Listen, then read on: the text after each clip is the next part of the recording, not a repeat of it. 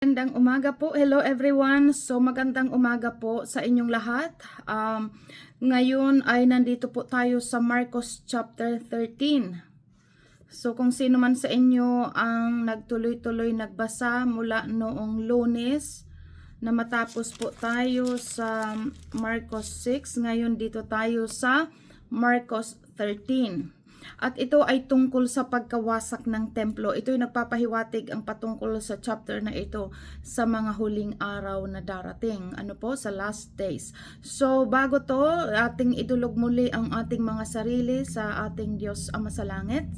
At tingin natin ang tulong ng Banal na Espiritu na magtuturo sa atin ng chapter 13 na ito. So let's pray. Yes, Father God, muli andito kami na yung mga anak at yamang ikaw po sa amin ay nakamasid sa oras na ito.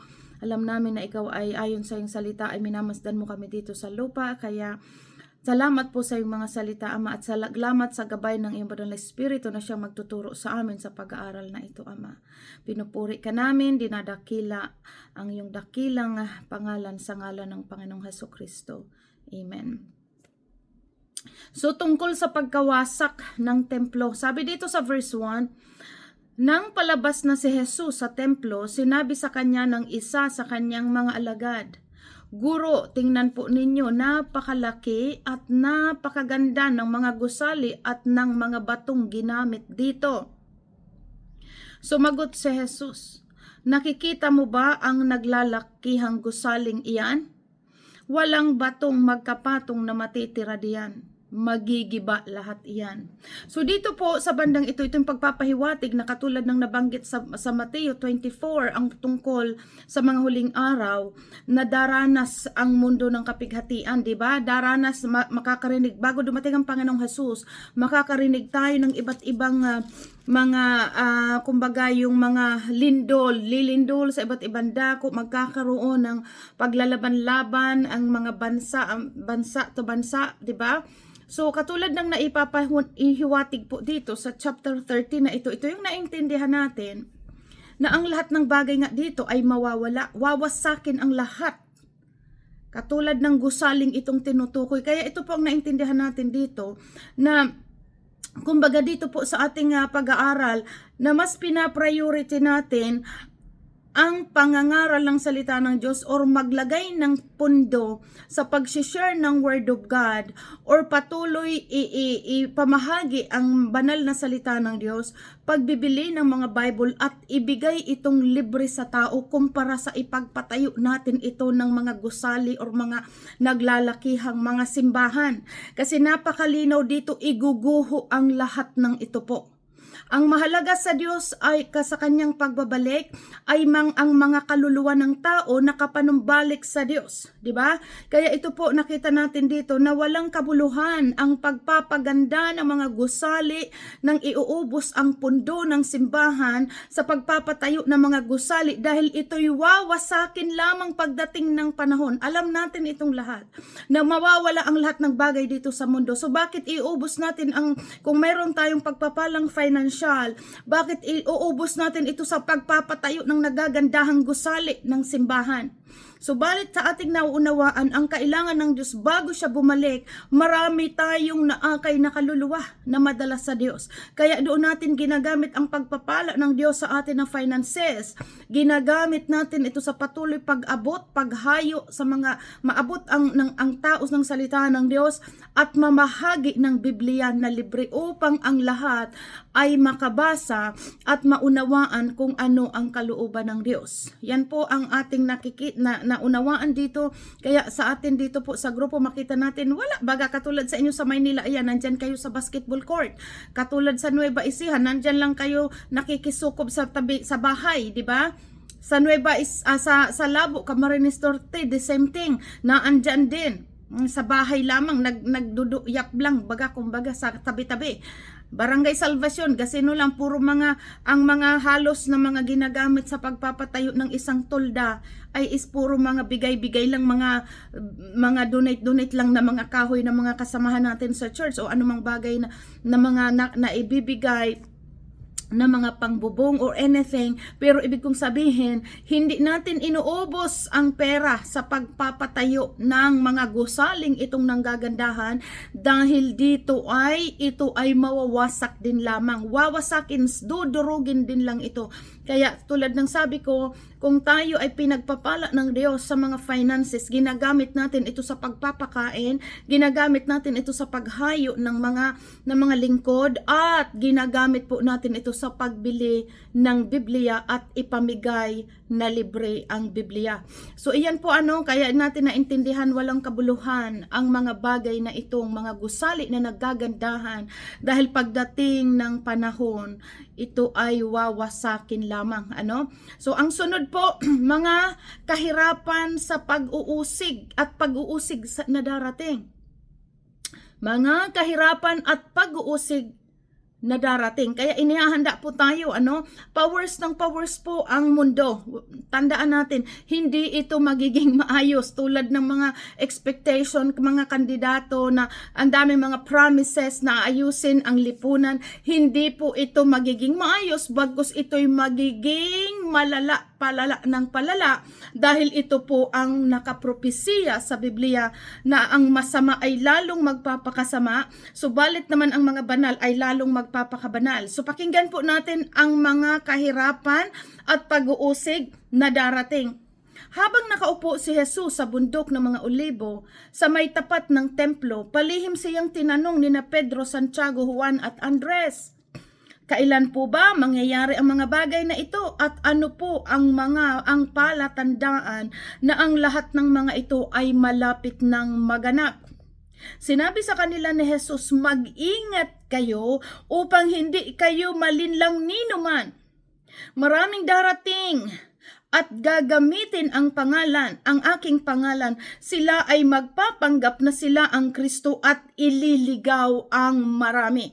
Sa amin po ng mga continuous na nagbi-Bible study day and night, nais po namin itong i-share sa inyong mga hindi talaga pa nakakatutok, or kumbaga hindi pa talaga nagbabasa na talagang tulad ng sabi ng Diyos, magpakatalino kayo sa salita ng Diyos upang hindi kayo mailigaw. Tinuruan tayo ng salita ng Diyos, basahin ito araw at gabi.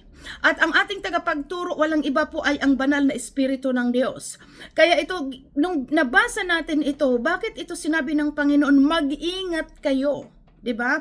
Mag-ingat kayo dahil maraming darating sa aking pangalan. Naiintindihan po natin, naglipa na ang mga nagsasabing Kristiyano, mga nagsasabing sila yung mga tagapagturo. Pero tingnan nyo po, ang sabi ng salita ng Diyos, wag kayong basta-basta maniniwala. Tingnan ninyo kung suriin ninyo ang kanilang espiritu. Ibig sabihin, makikita sa bunga kung ano ang puno, makikilala. At pinakita dito sa ating pag-aaral sa pagpapakalalim natin sa salita ng Diyos, pinapaunawa dito kung ano ang mga katangian ng tunay na lingkod ng Diyos at kung ano ang katangian ng mga bulaang propeta. Number 1 dito po, kapag lagi, number 1 dito nakikita natin na ang mga bulaang propeta, kapag ito ang pagtuturo niya laging patungkol sa salapi at sa mga bagay na sanlibot sa sanlibutan, yan po ang nagbibigay signal sa atin. Na yan ay mga bulaang propeta, dahil napakalinaw sa salita ng Diyos. Kung ikaw ay lingkod ng Diyos, kung ikaw ay sinugo ng Diyos, ipangaral mo lamang ang patungkol kay Kristo. Pero naglipa na po ang mga iba't ibang klaseng nagdadala ng pangalan ng Panginoong Hesus, pero naandun lamang, ginagamit lamang nilang palamuti ang mga verse, kukuha ng mga ilang piraso ng verse, at ang kabuuhan ng kanilang mga tinutukoy ay ang mga patungkol sa salapi. So dito po, isa ito sa mga hint na nagdudulot sa atin ng magkaroon talaga dapat tayo ng karunungan upang hindi tayo mailigaw. Kailangan alam natin ang salita ng Diyos, magpakalalim tayo sa salita ng Diyos, dahil nga marami ang lilitaw na dala ang kanyang pangalan. Ngayon, kung hindi alam ng isang Kristiyano ang kabuuhan at lalim ng Word of God, doon siya madadaya, dahil si Satan is a deceiver. Magkukunyari siyang kaparihas natin. Pero dahil nga siya ay manlilinlang, gagayahin niya, marami siyang gagayahin na parang katulad ng isang tunay na mananampalataya. Pero malinaw po dito, katulad ng naintindihan natin, maging si Satanas gumagamit siya ng Biblia or gumamit siya ng salita ng Diyos upang ang Panginoong Hesus ay subukin. Pero dahil alam ng Panginoong Hesus ang kabuuan ng tinutukoy sa nasusulat ayon sa Biblia, binabalikan nito ng Panginoong Hesus si Satanas ayon sa nasusulat sa salita ng Diyos. Kaya kung makikita natin, di ba, si Satan, ginamit niya yung panglilinlang, pagtukso sa kanya, sa Panginoon. Nasusulat. Sabi doon, iingatan ka ng Diyos. Kaya kung ikaw ay magpatihulog dyan sa bangin, iingatan ka. Gawin mong tinapay ang batong ito, di ba? Ngayon, lahat po ng panlilinlang ng diablo gamit ang Word of God sa Panginoong Hesus. Pero dahil alam ng Panginoong Hesus ang katotohanan ayon sa nasusulat, hindi po nakapanlilang si Satanas. So, ang ibig sabihin sa ating mga believers, kapag rooted tayo ng Word of God at alam na alam natin ito chapter by chapter, pagdating ng panahon na kapag itong mga bula ang tagapagturo, mga bula ang mga propetang ito po, maggamit ng Word of God, hindi tayo madadaya dahil alam natin ang salita, dahil sa patuloy nating pagbabasa. Katulad ng ginagawa natin day and night, binabasa natin ito chapter by chapter. Ngayon pumapasok na tayo sa almost running 5 o 6 years na ulit-ulit natin itong binabasa. So ang nangyayari, tulad ng naisulat sa salita ng Diyos, iuukit ko ito sa inyong mga puso. Isusulat ko ito sa inyong isipan. Kaya kapag dumating na ang Antichrist or sino man ng mga manlilinlang na mga propeta, hindi tayo maililigaw dahil ang Holy Spirit na nagsulat nito sa ating puso sa ulit-ulit nating pagbabasa, nadadownload ito sa ating memory, itong kahit dumating ang pandaraya, hindi tayo maidadaya dahil ang banal na Espiritu ng Diyos na ipauna na ito sa atin, na isulat na ito sa ating puso at naiukit na ito sa ating isipan. Iyan po ang dahilan bakit laging sinasabi ng Panginoon, unawain ninyo, magpakatalino kayo sa aking salita. Sino ang mga dadaya? Yung mga sapin-sapin lang ang alam sa Word of God. Kaya bilang mga Kristiyano, dapat tayong tumutok sa Word of God, lalo na ngayong nakikita natin ang mga senyales na ang Panginoon o itong malapit na talagang dumating. Okay? Maraming mga pilosopo, matagal na namin yan narinig. Bakit hindi dumadating? Tandaan po natin. Ibukas natin ang ating mga mata sa paligid kung ano ang nakikita natin. At lahat ng nakikita natin ay iyon ay nakasulat dito sa salita ng Diyos. Walang, sabi nga dito, ang lahat ng salita ng Diyos ay mangyayari. Amen? So ito po kaya mag-ingat, be wise, maging matalino tayo, unawain, basahin ang Word of God dahil pagdating ng araw upang hindi tayo mailigaw. Ayan, maraming darating na at gagamitin ang aking pangalan, sila ay magpapanggap na sila ang Kristo at ililigaw nila ang marami. Tandaan natin, hindi kaunti, kundi marami. Marami ang manlalamig sa kanilang pananampalataya at tatalikod. At ano ang kaunti? Kakaunti lamang ang maliligtas. Kasi kakaunti lamang ang mananatili at pangahawakan ang salita ng Diyos. Kaya itinuturo ito sa atin, pinapaunawa, maging matalino tayo sa Word of God.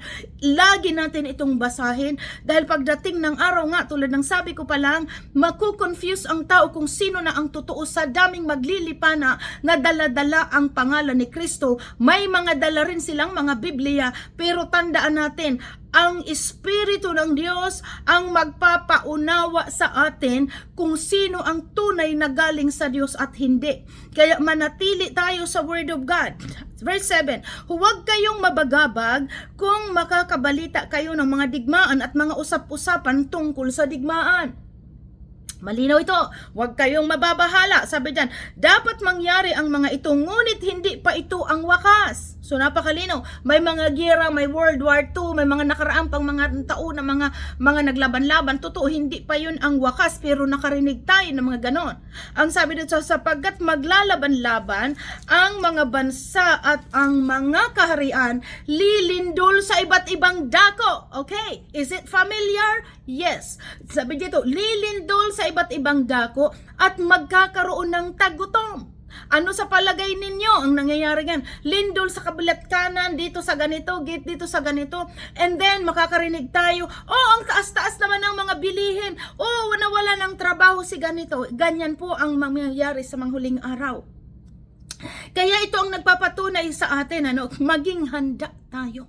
Tinuturuan tayo ng Diyos sa lahat ng oras maging handa. Meaning, dumating man ang Panginoon anytime, madatnan tayong malinis at walang kapintasan. Tandaan po natin, uulitin kong muli, pinatawad tayo ng Panginoon, nilinis tayo ng Panginoon, is a brand new creation.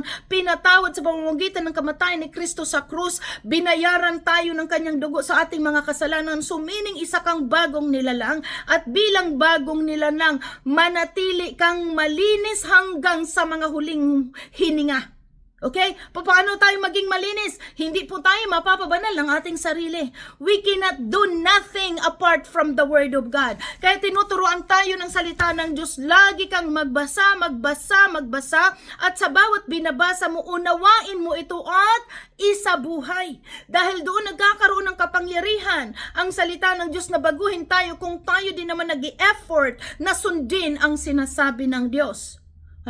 Lilindol sa iba't ibang dako at magkakaroon ng mga tagutom. Dahil sa basama, gera, mga sakuna, mga pagnanakaw, pagpapakasama ng tao, ayan, dumating ang COVID-19, maraming na-bankrupt na mga companies, nawala ng mga trabaho. Ayan, magkakaroon ng mga tagutom. Kaya tataas ang mga bilihin. Sino pang makakapag-afford? Magkano lamang ang mga sahod? Ngayon sa kapanahon, hindi tumataas ang mga sahod. Tumaas man kakapiranggot. Pero ang pagtaas ng bilihin ang bilis. Kaya ito po nasabi nito, at magkakaroon ng mga tagutom. Ang mga ito'y pasimula pa lamang ng paghihirap na tulad ng nararanasan ng isang nanganganak. Okay? Sa ating pag-aaral po, bakit hinalintulad ito sa isang babaeng nanganganak? Bakit hinalintulad ang pagdating ng mga katapusan ng mundo at pag-uusig na darating ay katulad ng isang babaeng manganganak? Bilang mga nanay, kayong mga nanay na mga nagkaanak, malinaw sa atin ang panganganak o na makakaramdam ka muna ng sakit ng tiyan, okay? Temporary, mamaya yan, mga 1 oras ang pagitan. And then, makikita mo, mararamdaman mo, sumunod na 30 minutes na lamang ang interval ng paghihilab ng tiyan.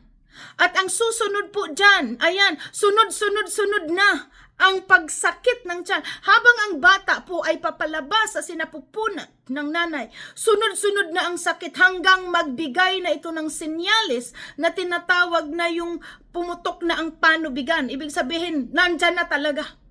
So ayan, ito po'y paunawa sa atin. Ngayon nakikita natin, naglindol sa ganito, ibang bansa. Nung nakaraan sa Turkey, nung nakaraan sa Davao, sa Angdako, nakikita tayo parang bugso, pabugso-bugso. Ang pag maririnig natin, nag-COVID-19, tahimik agad. After few years, tahimik. Meron na namang mga sakuna and then tahimik. That's the thing na tinuturo dito na hinalimbawa sa isang babaeng manganganak. Makakarinig tayo ng mga titinding mga makakasindak ng mga kaganapan and then tigil. Pero kapag sunod-sunod na po ang kaganapan, that's the sign. Katulad ng isang manganganak. Malapit na po ang wakas.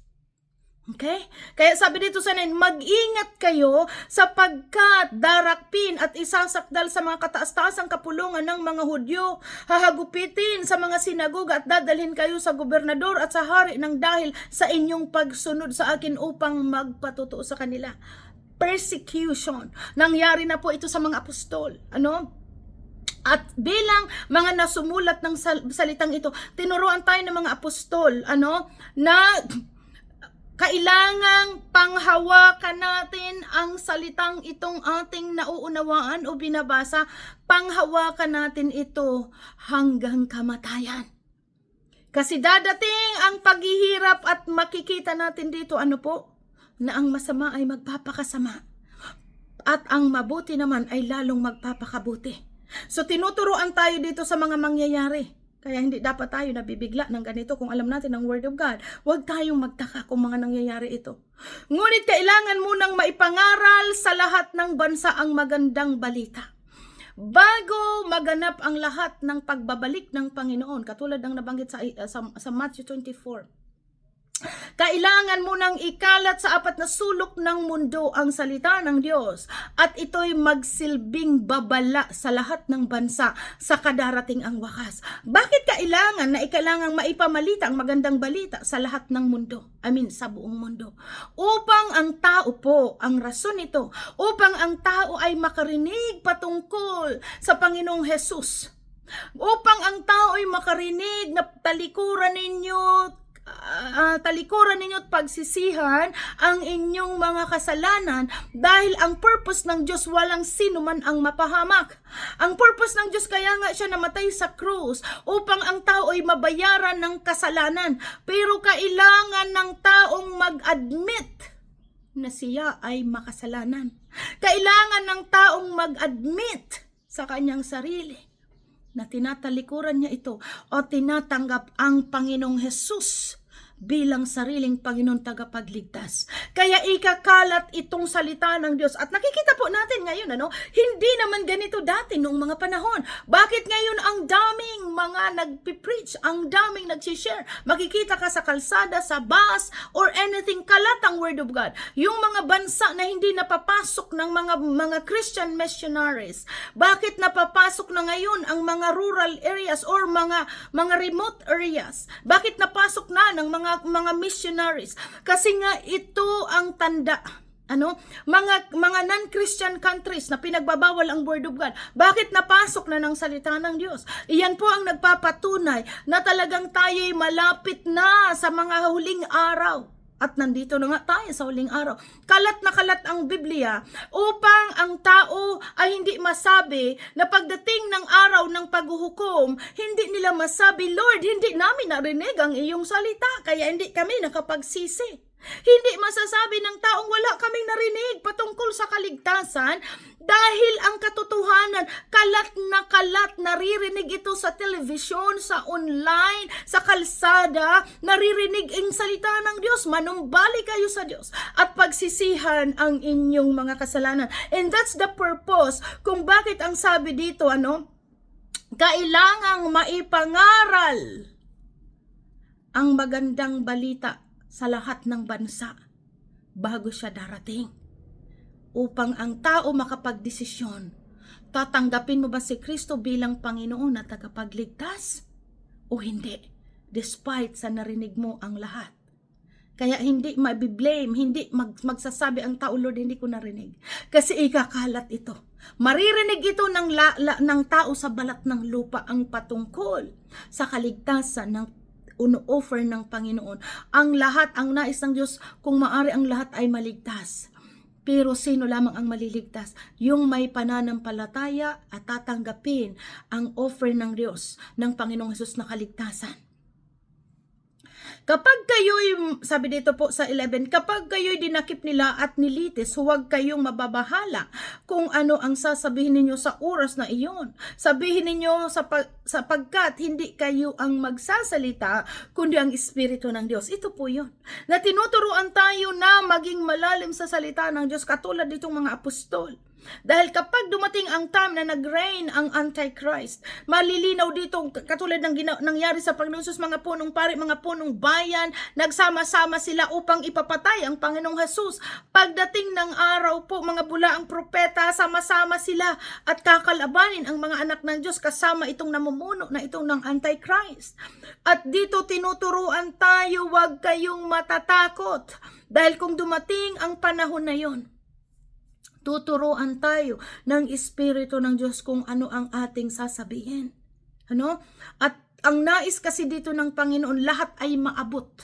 Maging ang mga namumuno, sino man ang mga namumunong iyan. Ano? Sabi diyan kasi ngunit, sabi po sa 10, ngunit kailangan mo nang ipangaral sa lahat ng bansa ang magandang balita. Kapag kayo dinakip nila at nilitis, huwag kayong mababahala kung ano ang sasabihin ninyo sa oras na iyon. Sabihin ninyo ang mga salitang ibinigay ko sa inyo, sapagkat hindi kayo ang magsasalita, kundi ang Espiritu Santo. Meaning, ang salitang sinabi ko sa inyo, walang iba, ang Word of God. Kaya tulad ng sabi ko kanina, maging matalino tayo sa Word of God. Dahil kapag dumating ang araw, nakadadakipin ang mga Kristiyano o kakalabanin ang Kristiyano, dadalhin ka doon sa mga kapulungan dahil papatigil na, malinaw po ito, ipapatigil sa mga huling araw ang mga pagtitipon patungkol sa pagsamba sa Diyos. At kapag kayo nilitis na at dinakip, ang sabi po dito, huwag kayong mababahala sa inyong sasabihin dahil ang Espiritu ng Diyos ang magsasalita para sa inyo. Di ba? At sabi dito, ipagkakanulo ng kapatid ang kanyang sariling kapatid upang ipapatay, gayon din ang gagawin ng kanyang anak. At lalabanan naman ng mga anak ang kanilang mga magulang at ipapapatay ang ganit ito. Malinaw, ang masama sa mga huling araw ay lalong magpapakasama.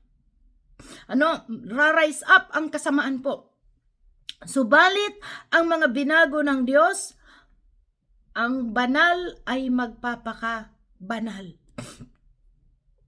Verse 13, kapupuutan kayo ng lahat dahil sa pagsunod sa akin. Ngunit, ang mananatiling tapat, ngunit, ang mananatiling matatag hanggang wakas, hanggang sa wakas ang siyang maliligtas. Kaya tinuturoan tayo, kapag alam natin ang Word of God, hindi tayo matatakot dahil may buhay na walang hanggan. Napakalinaw ito. Mawawala ang lahat ng tao dito sa mundo. Walang matitirang buhay dito. Pero ang itinuturo sa atin ng salita ng Diyos, may pagkabuhay na muli at yun ang ultimate goal. Yun ang direction bakit tayo nakikinig ng Word of God, bakit tayo sumusunod sa kalooban ng Diyos, dahil merong buhay na walang hanggan. May pagkabuhay na muli. Kaya nga sabi nung kahapon, ang Diyos ay Diyos ng mga buhay at hindi ng mga patay. Dahil bubuhayin ang lahat. At ayon sa ginawa ng tao, doon siya huhusgahan. Kung ito'y mabuti ang iyong ginawa at nag-end up ka na sumunod sa kalooban ng Diyos, pupunta sa buhay na walang hanggan. Pero ang nagpapatuloy sa pagpapakasama, malinaw po ito, impyerno ang iyong punta at ayaw ng Diyos na mapunta ang sino man sa atin doon. Dahil nilalang tayo, malinaw, nilalang tayo ng Diyos hindi para bagsakan ng puot, kundi bigyan ng magandang buhay, pero tinuturuan tayong sumunod sa kalooban ng Diyos. Magpakabanal kayo dahil ang inyong Ama sa langit ay banal. Yan po ang turo sa atin. Ang mananatiling tapat hanggang sa wakas, ang siya lamang maliligtas. Kaya nga malinaw, hindi lahat ng nagsasabing Panginoon, Panginoon ay maliligtas. Kundi yun lamang sumusunod sa kanyang mga salita. Paano tayo makakasunod kung hindi natin alam ang Word of God? Kaya tinuturuan tayo, basahin ninyo ito at unawain at isabuhay dahil ito po ang nagpapabanal. Amen? Ang sunod, ang kasuklam-suklam na kalapastanganan. Bilisan ko na po ito kasi malapit nang ang oras. Anyway, ang kasuklam-suklam na kalapastanganan, kapag nakita na ninyo ang kasuklam-suklam na kalapastanganan na nasa dakong di dapat kalagyan, unawain ito nagbabasa, tinuturo sa atin ito na ang tinutukoy dito walang iba ay ang Antichrist. Ang Antichrist, bibigyan siya ng papahintulutan siya ng Diyos na maghari dito sa lupa for certain time. Mayroon siyang limit. At sabi dito, kapag nakita na ninyo ang kasakim-sakim na kalapastanganan na nasa dakong di dapat kalagyan, unawain ito nagmabasa, ang mga nasa Judea ay dapat nang tumakas papuntang kabundukan, ang nasa kaburulan ay huwag nang mag-aksaya ng panahon na kumuha pa ng kahit ano sa loob ng bahay.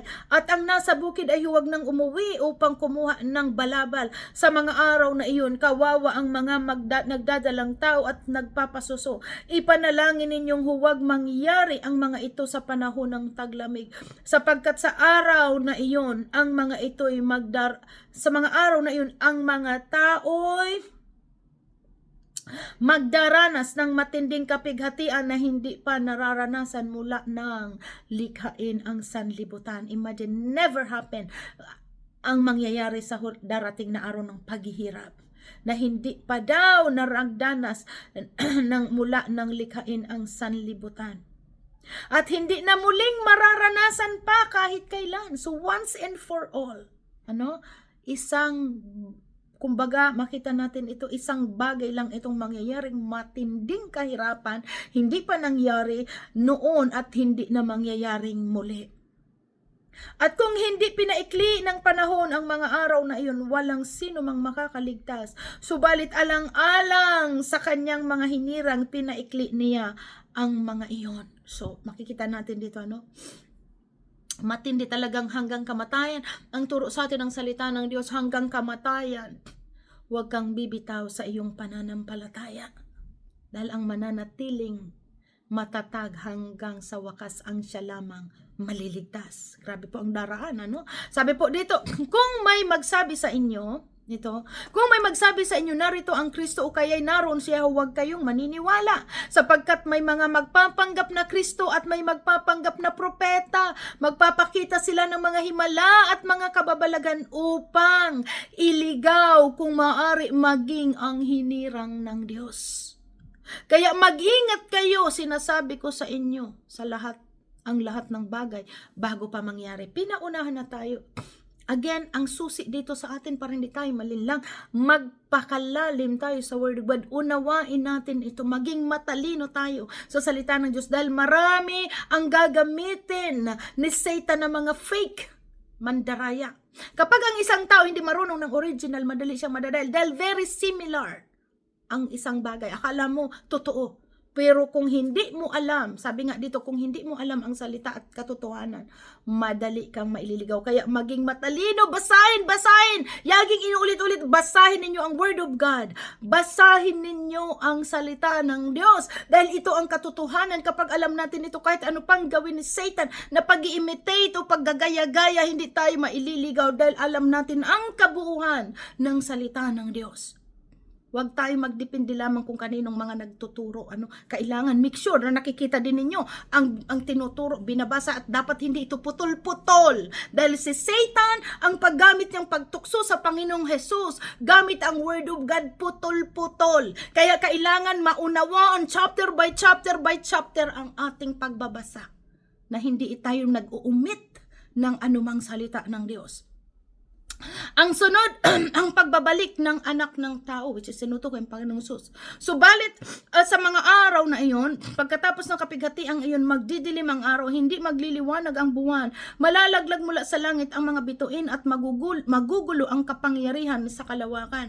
Pagkatapos makikita nila ang anak ng tao na nasa ulap may dakilang kapangyarihan at karangalan, susuguin niya ang kanyang mga anghel sa apat na sulok ng daigdig upang tipunin ito ng mga ito ang mga hinirang ng Diyos. So napakalinaw dito na mauuna po ang Antichrist. Mauna ang kapighatian bago babalik ang Panginoon. Kaya nga nasusulat dyan, ang mananatiling matatag hanggang wakas ang siyang maliligtas. Mauuna ang kapighatian, mauuna ang suwail, ang kalapastanganan, nakasuklam-suklam na kalapastanganan.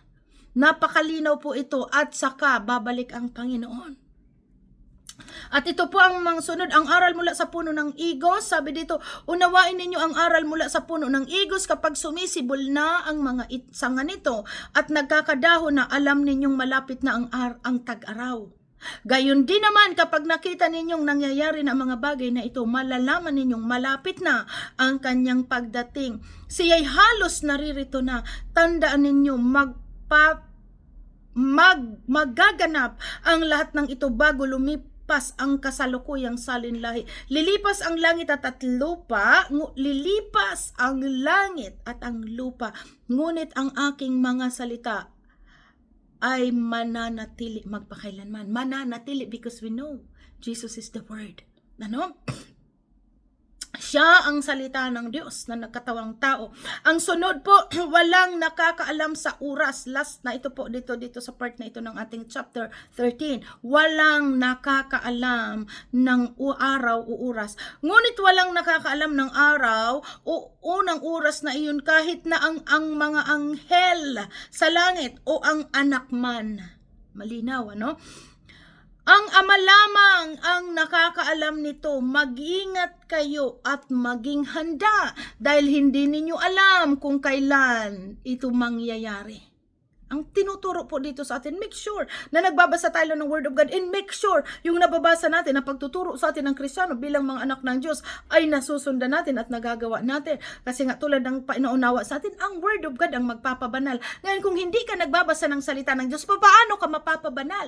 Na ang Word of God, si Kristo ang ating kabanalan. Dahil siya po ang nagtuturo everyday. Tinuturuan tayo ng tamang pag-iisip, pananalita at galaw. Tinuturuan tayo habang binabasa natin ng Word of God everyday. Nakukonvict tayo ng Holy Spirit. Nagkakaroon tayo ng banal na pagkatakot. Natatakot tayong gumawa ng pagkakasala dahil malinaw sa bawat pagkakasala ay may kaparusahan. So pero sa patuloy natin pagsunod sa kalooban ng Diyos, gagantimpalaan tayo ayon sa ating ginawa.